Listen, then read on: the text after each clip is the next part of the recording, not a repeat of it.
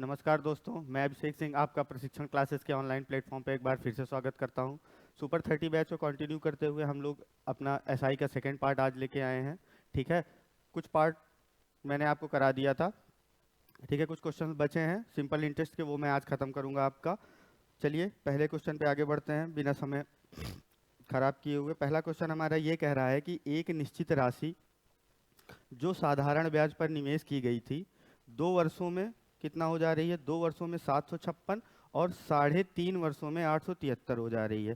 ठीक है, क्या हो जा रही है 2 ईयर में हमारी ये राशि क्या हो जा रही है 756। ठीक है, और ये राशि 3.5 ईयर्स में कितनी हो जा रही है 3.5 ईयर्स में ये 873 हो जा रही है। हमको प्रारंभिक राशि P बताना है। ठीक है, अगर हम 3.5 ईयर में 2 ईयर 3.5 ईयर में राशि जितनी हो जा रही है उसमें से अगर हम 2 ईयर में राशि जितनी हो जा रही है उसको घटा देंगे तो हमारा डेढ़ साल में राशि कितनी हो जाएगी हमको पता चल जाएगा। ठीक है, चलिए घटा के देख लेते हैं। 873 माइनस 756।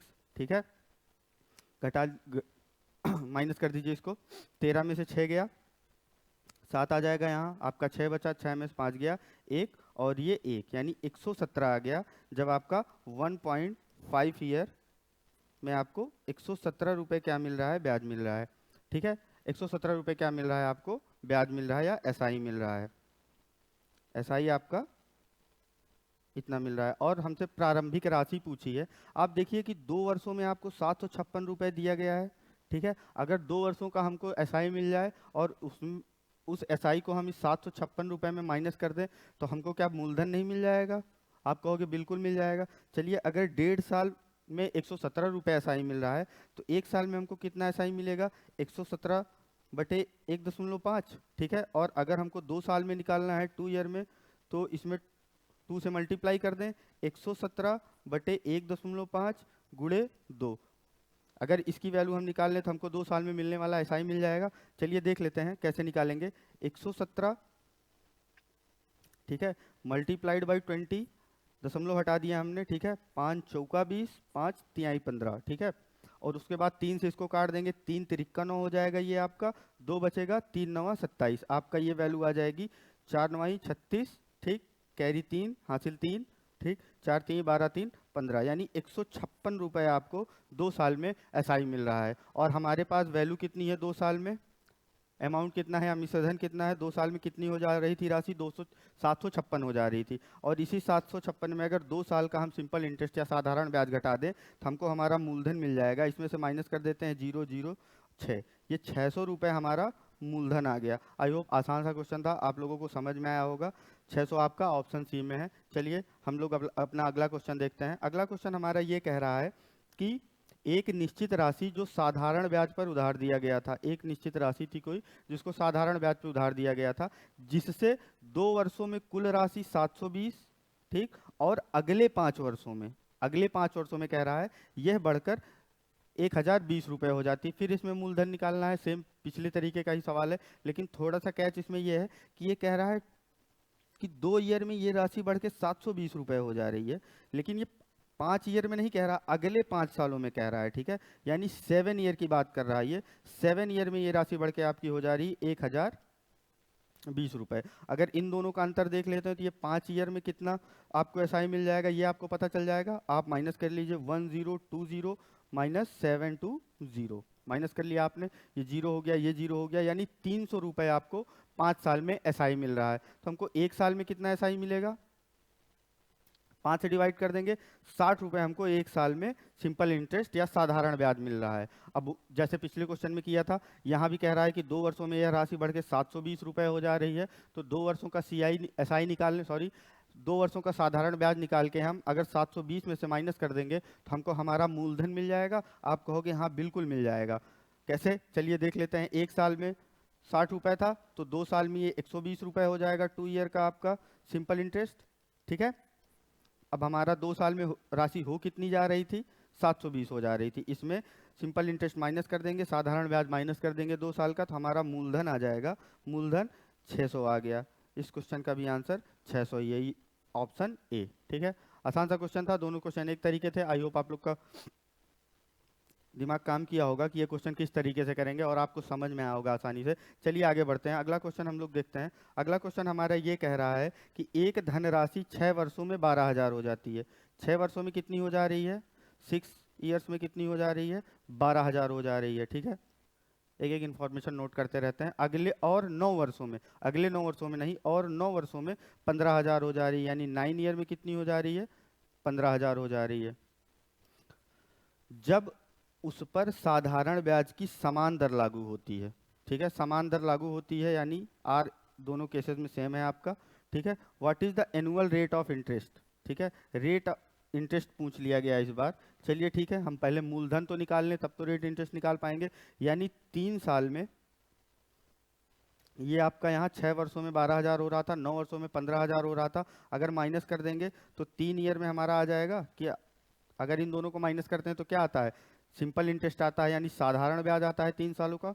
3 सालों का साधारण ब्याज आपका कितना हो गया? 3,000 रुपये। और 1 साल का साधारण ब्याज कितना हो जाएगा आपका? 1,000 रुपये। ठीक है, और कह रहा है कि 6 वर्षों में अगर 12,000 हो जा रही थी, तो अगर 12,000 में हम 6 वर्षों का एसआई घटा दें, सिंपल इंटरेस्ट घटा दें, तो हमारा मूलधन आ जाएगा। तो 6 ईयर का आपका एसआई कितना हो जाएगा? 6,000। अगर 1 साल का 1,000 है तो 6 साल का 6,000 हो जाएगा। और हमारा 12,000 था, 6 साल में हमारी वैल्यू 12,000 हो जा रही थी। और अगर 12,000 में हम 6 साल का एसआई घटा दें तो हमारा मूलधन आ जाएगा। ठीक है, हमने माइनस कर दिया, हमारा कितना आया? 6,000 हमारा मूलधन हो गया, यानी पी हो गया हमारा 6,000। ठीक है, और 1 साल में हमको रेट कितना मिल रहा है? इंटरेस्ट कितना मिल रहा है? 1,000 मिल रहा है। ठीक है, मिल कितने पे रहा है? 6,000 पे मिल रहा है। यानी 1,000 बटे 6,000 मल्टीप्लाई अगर हम 100 से कर देंगे तो यही हमारा रेट परसेंट हो जाएगा। 3 जीरो से 3 जीरो चला गया। ठीक है, 1/6 को अगर 100 से मल्टीप्लाई कर दे तो हमारा रेट इंटरेस्ट आ जाएगा। या आपको 1/6 की फ्रैक्शन वैल्यू याद हो तो आप डायरेक्ट लिख सकते हैं 16 सही 2/3। ठीक है, ये आप ऑप्शन बी में है, या आप डिवाइड करके देख लोगे तो यही आंसर आएगा। चलिए ठीक है, आगे बढ़ते हैं, आसान सा क्वेश्चन था ये भी। अगले क्वेश्चन में बढ़ते हैं। अगला क्वेश्चन हमारा ये कह रहा है कि 800 की एक राशि है जो 3 वर्षों के लिए साधारण ब्याज पर निवेश की गई। ठीक है, 3 वर्षों के लिए ब्याज क्रमशः 6%, 8% और 10%। अभी तक हम लोग देख रहे थे कि जो हमारा रेट इंटरेस्ट था वो सेम था, लेकिन इस बार कह दिया कि पहले वर्ष के लिए 6%, दूसरे वर्ष के लिए 8% और तीसरे वर्ष के लिए हमारा 10% लग रहा है। क्या रेट अलग अलग है? कह रहा 3 वर्षों के अंत में अर्जित कुल ब्याज की राशि ज्ञात करें। जैसे हम लोग अभी तक देख रहे थे कि पहले साल अगर 5% का रेट लग रहा था, दूसरे साल सेम रेट लग रहा था 5% का, तीसरे साल भी 5% का लग रहा था। अगर हमको 3 साल का टोटल निकालना होता था तो हम 3 गुणे 5% कर देते थे, 15% आ जाता था। ठीक है, उसी तरीके से ये भी है। अगर ये कह रहा है 1 साल आपका पहले साल 6% लग रहा है, दूसरे साल आपका 8% लग रहा है और तीसरे साल आपका 10% लग रहा है। ठीक है, तो टोटल इफेक्टिव रेट आपका हो जाएगा, अगर आपको इन तीनों को ऐड कर दोगे तो टोटल इफेक्टिव रेट परसेंट आ जाएगा आपका। ठीक है, ये कितना हो गया? 10, 8, 18, 6, 24%। ठीक है, 24% हमको 3 साल में इंटरेस्ट मिलेगा, या इंटरेस्ट रेट हमारी 3 साल की इफेक्टिव इंटरेस्ट रेट कितनी हो गई? 24% हो गई। ठीक है, कह रहा है कि 3 वर्षों के अंत में अर्जित कुल ब्याज बताइए। अर्जित कुल ब्याज कितने परसेंट है? 24% है। किसका? मूलधन का। मूलधन हमारा क्या है? 800। अगर 800 का हम 24% निकाल लेते हैं तो हमको हमारा इंटरेस्ट मिल जाएगा 3 साल का। ठीक है, चलिए देख लेते हैं। 800 गुणे 24, परसेंटेज हटाने के लिए 100 से नीचे डिवाइड, 0 0 0 0 कट गया। ठीक है, 8 चौक 32, कैरी 3 बचा, 8 दूना 16, 3 19, यानी 3 सालों में हमको 192 रुपए क्या मिल जाएगा? सिंपल इंटरेस्ट मिल जाएगा। ये अलग अलग रेट परसेंट दे दिया गया है तो इससे डरने की जरूरत नहीं है। ठीक है, चलिए आगे बढ़ते हैं, इसी तरीके से करते हैं, रेट जोड़ लेते हैं, इफेक्टिव रेट जोड़ लेते हैं। ठीक, 3 सालों में अगर अलग अलग रेट दिया गया है तो 192 हमारा ऑप्शन डी में है। टिक करते हैं और आगे बढ़ते हैं। चलिए, कॉपी पेन लेके बैठे होंगे आप लोग, हर क्वेश्चन नोट करते रहिए, हमारे साथ सॉल्व करते रहिए। ठीक, चलिए आगे बढ़ते हैं। अगला क्वेश्चन हमारा कह रहा है कि 5,000 की जमा राशि 4 वर्षों के लिए 4,000 जमा की 5 वर्ष। चलिए इंग्लिश में देख लेते हैं एक बार, पहले इंग्लिश पढ़ लेते हैं। ए deposit of 5,000 for 4 years and 4,000 for 5 years. कह रहा है कि पहले 5,000 रुपये 4 साल के लिए निवेश कर रहा हूँ, उसके बाद और 4,000 हम 5 साल के लिए निवेश कर रहे हैं at an equal annual rate. और हमारा रेट जो है R1 और R2 दोनों केस में सेम है। ठीक है, कह रहा है कि टोटल इंटरेस्ट जो दे रहा है वो 2,400 रुपये का दे रहा है और हमको यही R बराबर R1 is equal to R2 हमको निकालना है।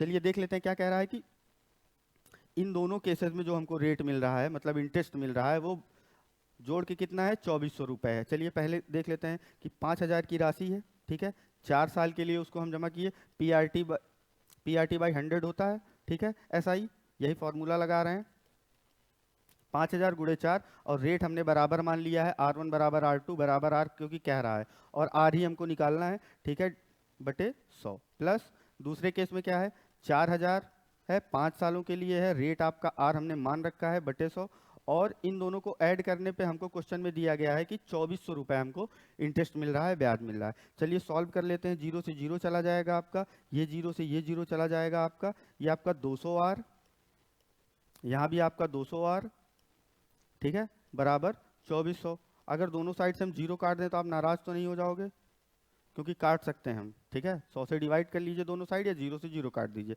ये आपका 4R इज इक्वल टू कितना हो गया, 24 हो गया। तो R बराबर 6% आ गया आपका। आसान सा सवाल था, आई होप आप लोग को समझ में आ गया होगा। जिसको नहीं समझ में आएगा वीडियो रिवाइंड कर लीजिएगा, देख लीजिएगा, ठीक है, ये हमारा आंसर हो गया। चलिए आगे बढ़ते हैं, अगले क्वेश्चन पे बढ़ते हैं।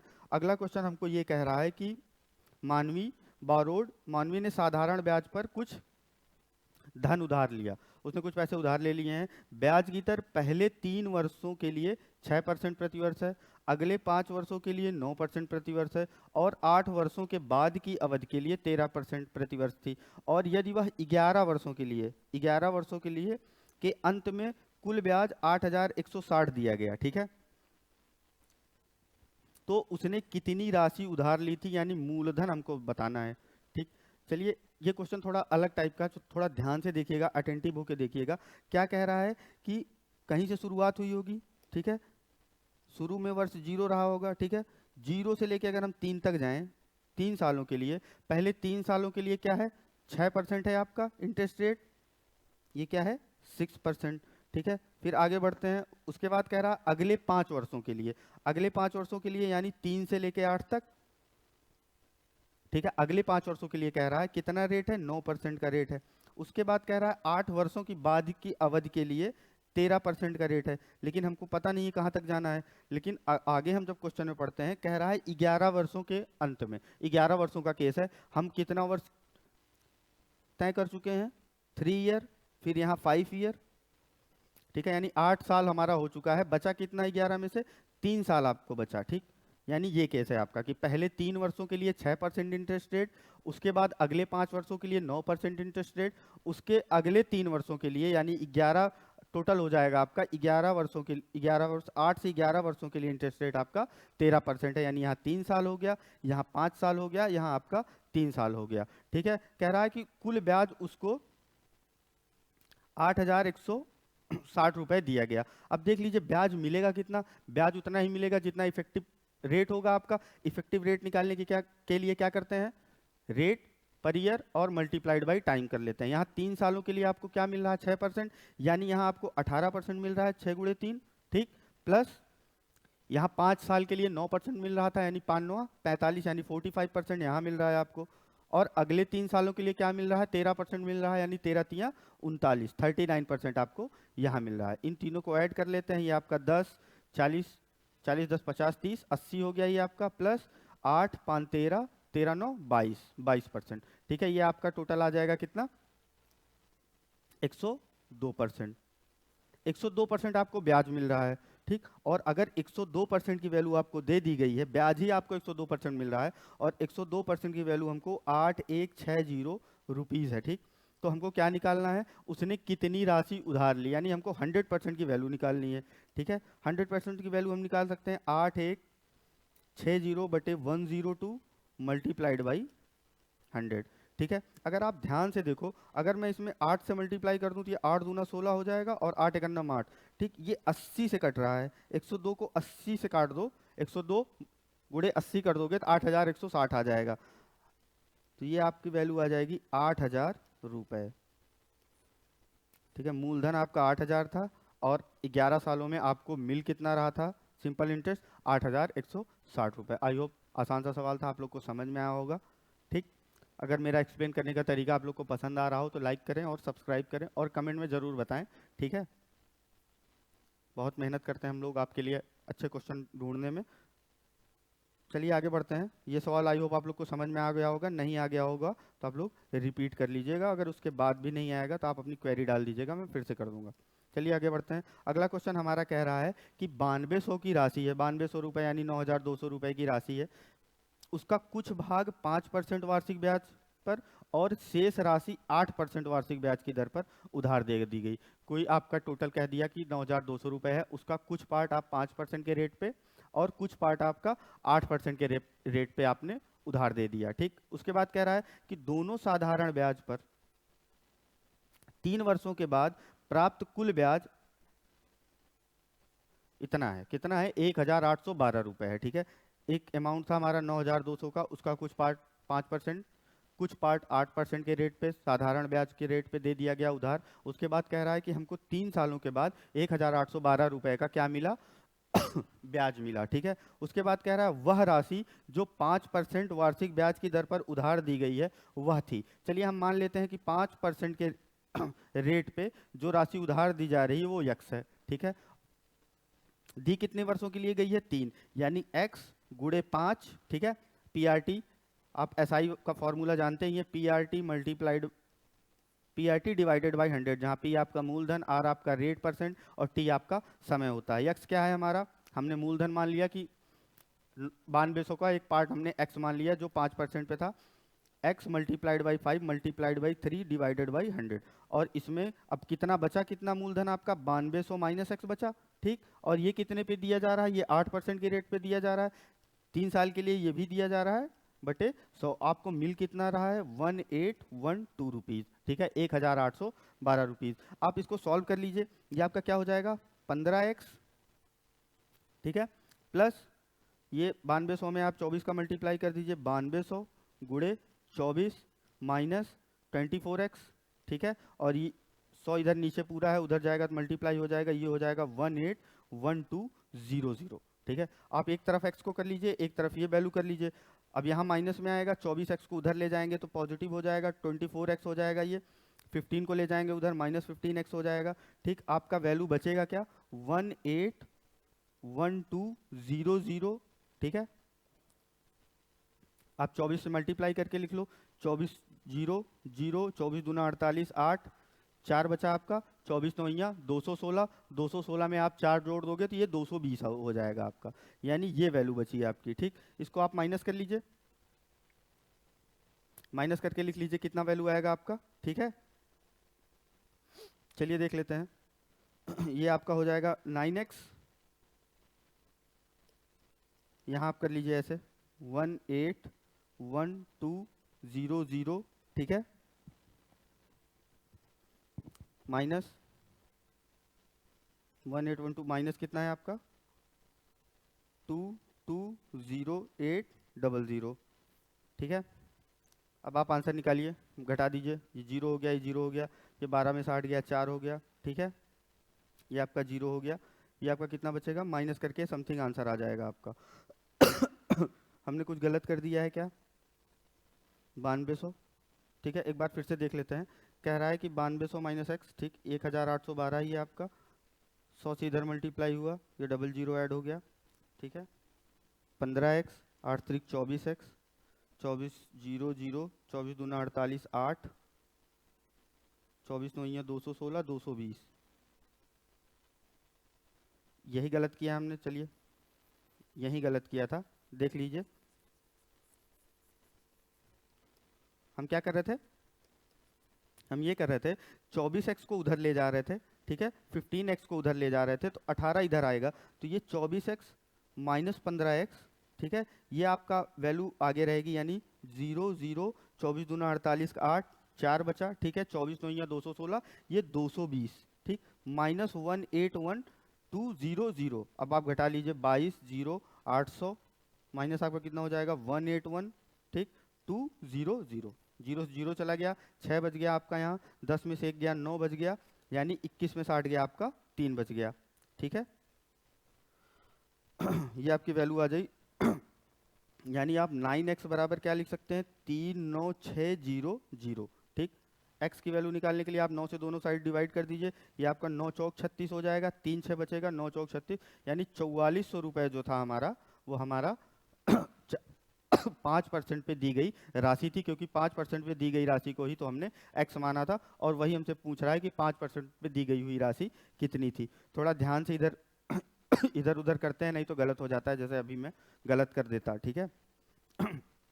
एग्जाम में इस चीज़ का बहुत ख्याल रखिएगा आप लोग। चलिए आगे बढ़ते हैं, अगला क्वेश्चन देखते हैं। अगला क्वेश्चन हमारा कह रहा है कि एक व्यक्ति 3 अलग अलग योजनाओं में 6 वर्ष, 10 वर्ष और 12 वर्ष पे 10%, 12% और 15%, पहले आप ऐसे लिख लीजिए, 6 ईयर, 10 ईयर और 12 ईयर है, ठीक है। इसका रेट क्या क्या है, इधर 10% है आपका, ठीक है, और 10 साल के लिए आपका 12% है, और 12 साल के लिए आपका 15% है, ठीक। ऐसे लिख लेते हैं एग्जाम में अलग अलग, ताकि कंफ्यूजन ना हो कि किसको किससे मल्टीप्लाई करना। आगे देखें, कह रहा है कि साधारण ब्याज पर निवेश करता है यदि प्रत्येक योजना की समाप्ति पर उसे समान ब्याज मिल रहा है, ठीक है, समान ब्याज प्राप्त होता है, तो संबंधित निवेशों का अनुपात क्या होगा। चलिए हम मान लेते हैं कोई उसके पास पी अमाउंट रहा होगा और वो तो तीनों योजना में दे रहा है, तो यहाँ से आपको कितना रेट मिलेगा, 60% मिलेगा। चलिए अब कर लेते हैं, ठीक है, क्वेश्चन कर लेते हैं। क्या कह रहा है कि पहले क्या मिल रहा है आपको, पी था आपका 6 साल था, 10 था बटे 100, समान ब्याज मिल रहा है तीनों से ना। दूसरे केस में क्या मिलेगा आपको, पी था, पी पे 10 साल था, ठीक है, 12% का रेट था आपका, डिवाइडेड बाई 100, 3 अलग अलग योजनाओं में, ठीक है।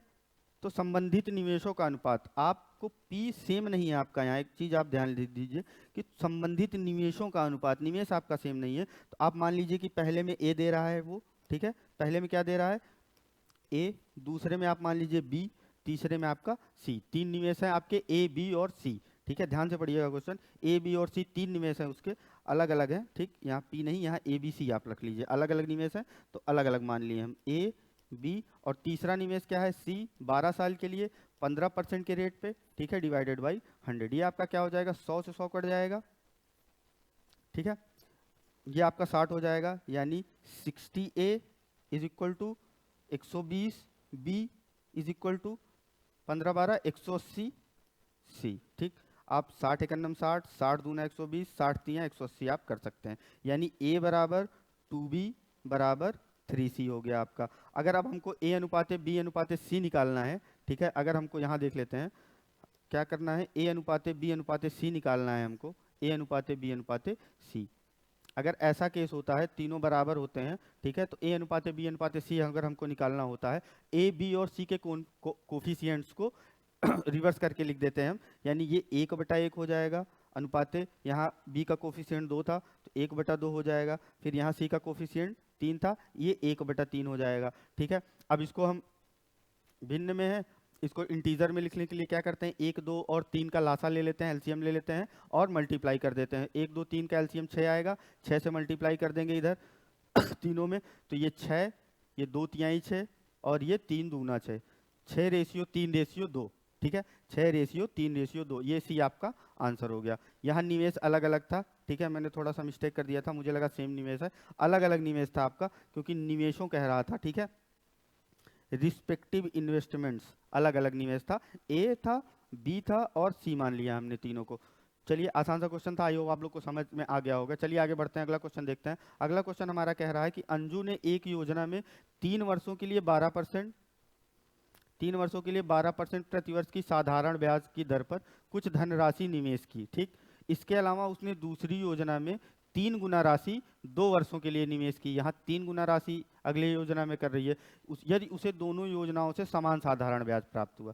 चलिए पहली योजना में मान लीजिए पी है, तो दूसरी योजना में 3 गुना यानी 3p हो जाएगा, और दोनों पे उसको समान साधारण ब्याज प्राप्त हो रहा है। तो दूसरी योजना की वार्षिक दर क्या है, ठीक है, पहली योजना की वार्षिक दर आपको 12% दे दी गई है, दूसरी योजना की आपको क्या पूछ लिया गया है, ब्याज दर, यहाँ पहले तो 12% था, दूसरे पे क्या है वही पूछ लिया गया है। चलिए रेट ऑफ इंटरेस्ट दोनों का बराबर है, तो देख लेते हैं, पहले पी था मल्टीप्लाइड बाई 3 PRT बाई 100, ठीक है, 12/100, और दूसरे में क्या कह रहा है 3 गुना यानी 3p, आर हमको निकालना है, टी हमारा कितना है सेम होगा 3 सेम नहीं है, दूसरी योजना में 2 वर्ष है, ठीक है, 2 वर्षों के लिए दे रहा है दूसरी योजना में 2 मल्टी डिवाइडेड बाई 100, यानी P गुणे 3 गुणे 12/100 पहली योजना का हो गया, दूसरी योजना में 3 गुना कर दे रहा है तो 3P कर लिए हम। R इसका निकालना ही है, इसका समय 2 दिया है, ठीक है, 2 साल बटे 100, यहाँ 100 से 100 चला जाएगा आपका, ये 3 से 3 कट गया, ये P से P कट गया आपका, ठीक है, ये 2 से 6 बार कट गया, यानी R बराबर आपको 6% आ गया। आसान सा क्वेश्चन था, ठीक है, बस यही था कि P को 3 गुना कर रहा था और अलग अलग टाइमिंग था, पहली योजना में 3 वर्ष और दूसरी योजना में 2 वर्ष। पहली योजना में रेट आपको दे दिया गया था, दूसरी योजना का रेट आपसे पूछ लिया गया था। आई होप आप लोग को ये क्वेश्चन समझ में आ गया होगा, ठीक है। चलिए आगे बढ़ते हैं। अगला क्वेश्चन हमसे ये कह रहा है कि क्वेश्चन पढ़ लेते हैं पहले। एक राशि का चौथाई भाग साधारण ब्याज पर 2% की ब्याज दर से उधार दिया गया और शेष राशि को साधारण ब्याज पर 3% की ब्याज दर से उधार दिया गया। पूरी राशि के लिए औसत ब्याज दर क्या होगी? आपने वेटेड एवरेज का केस सुना होगा, उसी तरीके से क्वेश्चन सॉल्व होगा, ठीक है। जैसे कह रहा है कि एक चौथाई राशि है, पहली योजना में क्या है, एक चौथाई राशि है, और मैंने आपको बता रखा है कि अगर कहीं फ्रैक्शन वैल्यू 1/4 या ऐसा समथिंग लिखा गया तो नीचे पार्ट होता है, टोटल पार्ट कितना है हमारा 1/4 है, ठीक है। उसमें से पहले को एक पार्ट मिल रहा है और बचा कितना, अगर टोटल पार्ट हमारा 4 है, 1 2 3 4 है, अगर एक किसी को मिल गया तो बचा हमारा कितना 1 2 3, यानी पहली योजना में एक राशि का एक चौथाई भाग उधार दिया गया था और शेष राशि का साधारण ब्याज 3% था। पहली 1/4 पे 2% का साधारण ब्याज लग रहा है, दूसरी वाली जो 3/4 राशि आपकी बच जा रही है उस पर 3% साधारण ब्याज लग रहा है, तो पूरी राशि का औसत ब्याज दर निकालना है, ठीक है, एवरेज आ गया। तो हम क्या काम कर लेते हैं, 1/4 पे हमको कितना मिल रहा था, 2% मिल रहा था, ठीक है, और हमको 3/4 पे कितना मिल रहा है, अभी मैंने समझा दिया ना, 1/4 को अगर 2% मिल रहा तो बचा कितना, 3/4 बचा आपका, ठीक है, 3/4 बचा है आपका, ठीक है।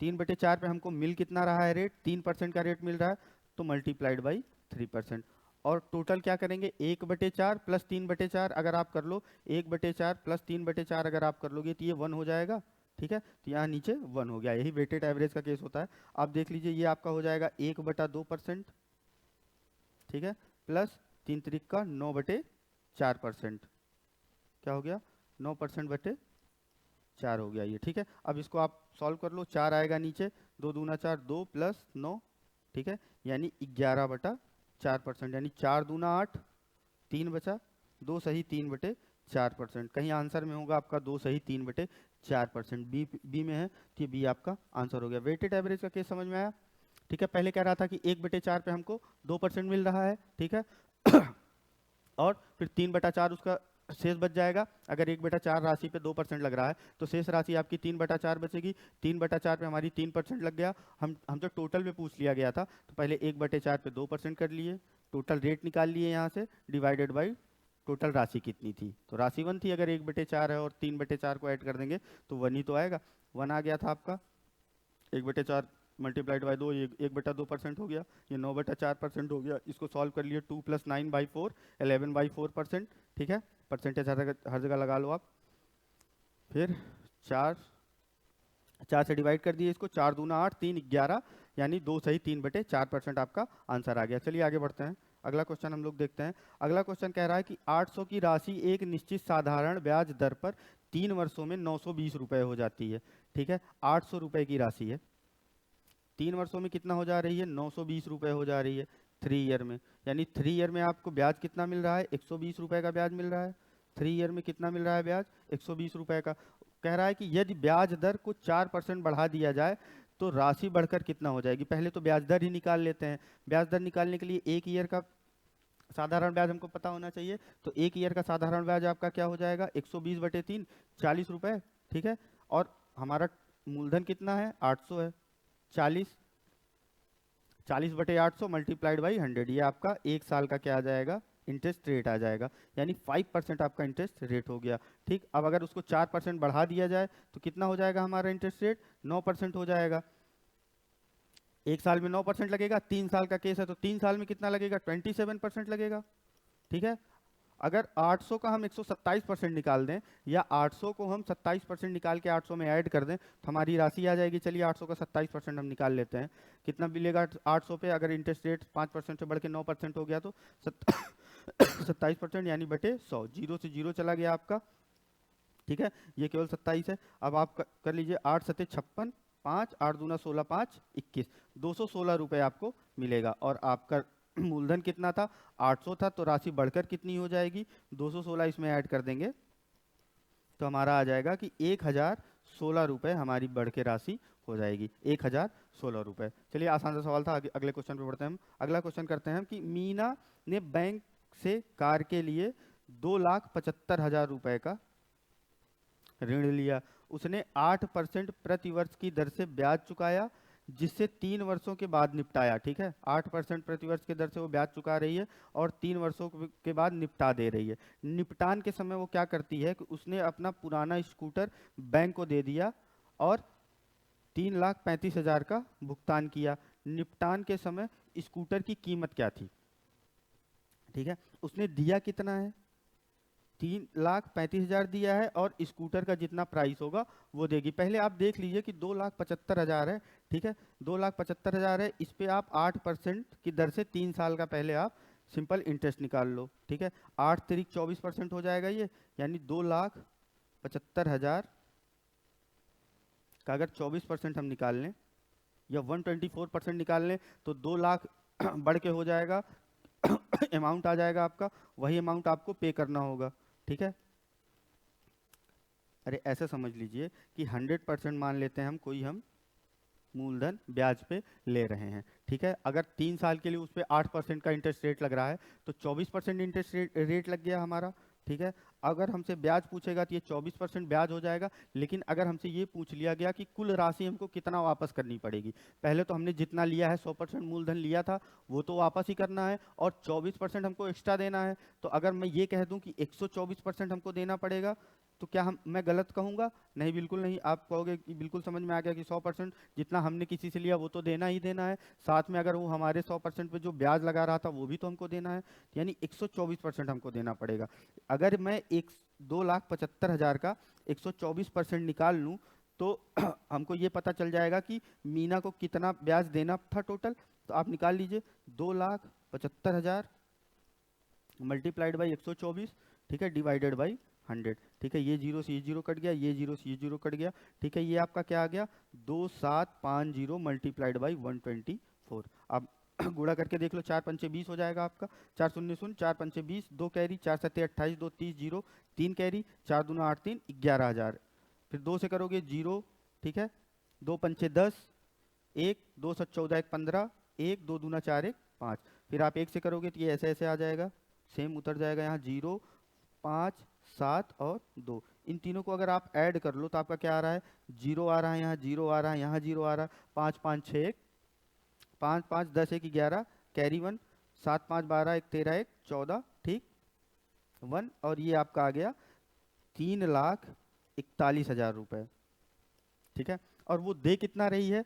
3,35,000 वो दे रही है, ठीक है। यही वैल्यू उसको देनी थी, उसने इतनी वैल्यू दी और एक स्कूटर दिया। तो अगर हम 3,41,000 में 3,35,000 घटा देंगे तो 6,000 आएगा। 6,000 के ही तो आपका स्कूटर का रेट हो जाएगा। बात आप मेरी समझ पाए? 3,35,000 दे रही है और स्कूटर दे रही थी और उसको देना कितना था? 3,41,000 देना था। तो यानी स्कूटर का रेट क्या हो जाएगा? 6,000 रुपये हो जाएगा। बढ़िया क्वेश्चन था, थोड़ा कैलकुलेशन ज़्यादा था। शांत मन से अगर आप कैलकुलेशन करेंगे, घबराएंगे नहीं, तभी कैलकुलेशन सही होता है। नहीं, थोड़ी थोड़ी मिस्टेक से कैलकुलेशन खराब हो जाता है, आपका टाइम भी खराब होता है और आपका क्वेश्चन भी गलत हो जाता है। चलिए आगे बढ़ते हैं। कह रहा है कि एक मोबाइल 4,400 रुपये नगद में बेचा जाता है या 2,000 नगद अग्रिम भुगतान के साथ तथा 2,440 एक महीने के बाद चुकाने की शर्त पर बेचा जाता है। किस्त योजना में लगाए गए ब्याज की दर कितनी है? चलिए साधारण भाषा में समझा देता हूँ। कह रहा है कि एक जो मोबाइल है वो 4,400 रुपये का है, ठीक है। आपका मोबाइल कितना है? 4,400 रुपये का है, ठीक है। और कह रहा है कि अगर इसको आपको लेना है तो पहले आपको 2,000 रुपये नगद देना पड़ेगा, ठीक है, तुरंत देना पड़ेगा, इंस्टेंट। और एक महीने के बाद आपको 2,440 रुपये देना पड़ेगा। कितना देना पड़ेगा?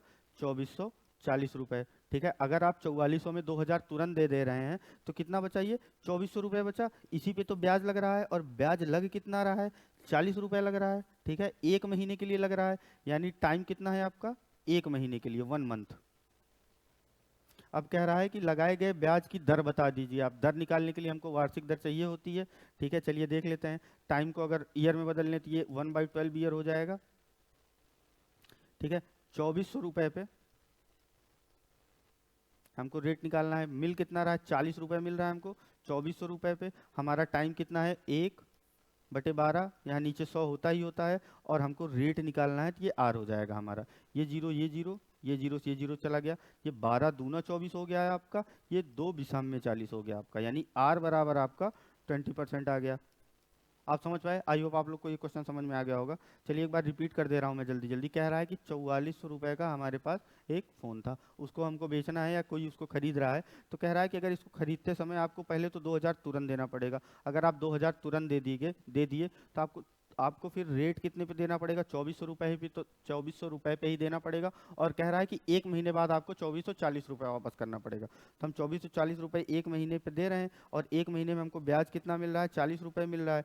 टी हमारा मंथ में था, यानी मंथ में था, उसको हमने ईयर में बदल लिया तो 112 साल आ गया। और एस आई बराबर PRT/100 का फार्मूला हमने लगा दिया।